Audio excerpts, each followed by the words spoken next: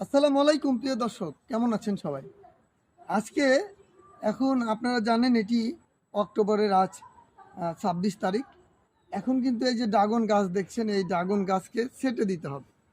আমাকে অনেকে বলেন যে স্যার কোন ধরনের ডালগুলো ছাঁটবো? আসলে ছাঁটবেন হলো দেখেন এই যে এটি একটি ডাল। এই ড্রাগনের দেখেন এই যে এই ডালটি যদি দেখেন, এখানে কিন্তু দেখেন প্রত্যেকটা মাথায় কাঁটা রয়েছে। এই কাঁটাযুক্ত ডালটি কিন্তু কাটা যাবে না, কারণ এইখান থেকে আগামীবার আবার ফুল আসবে এবং ফল হবে।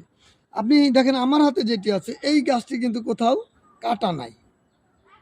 এই যে কাটা নাই বলে, অর্থাৎ এইটাতে ফল হয়েছিল, বিভিন্ন জায়গায় এখানে ফল হয়েছে, এখানে ফল হয়েছে।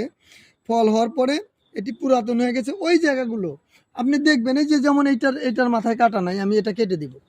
যখন আপনি কেটে দিবেন, এরকম ছেটে দিবেন, তখন এই যে এখান থেকে এরকমভাবে নতুন কুশি নিবে। আর এই জন্য দেখেন আমি কিন্তু ড্রাগনের প্লট এখন পরিষ্কার করে দিচ্ছি। এখন আমরা নাইট্রোজেন দিব, অর্থাৎ ইউরিয়া এবং জৈব দিব, যার কারণে প্রচুর ব্রাঞ্চিং হবে, প্রচুর ব্রাঞ্চিং হবে এবং সেইগুলি কিন্তু আর ৩, ৪, ৫ মাস পরে আরও পরিপক্ক হবে এবং সেখান থেকে ফল হবে। তো যারা কর্তন করবেন এইটা বিবেচনা করে, অর্থাৎ কাটা যেখানে নাই, যে ডালগুলি দেখবেন কাটা নাই, এই যে এটির সঙ্গে কাটা নাই, দেখেন আমি হাত দিচ্ছি, এইভাবে হাত দিচ্ছি, দেখেন কোথাও কাটা বাজে না, অর্থাৎ আমি এটা কিন্তু কেটে দিব। অর্থাৎ এইভাবে কেটে দিবেন, আবার উপর থেকে বের হবে।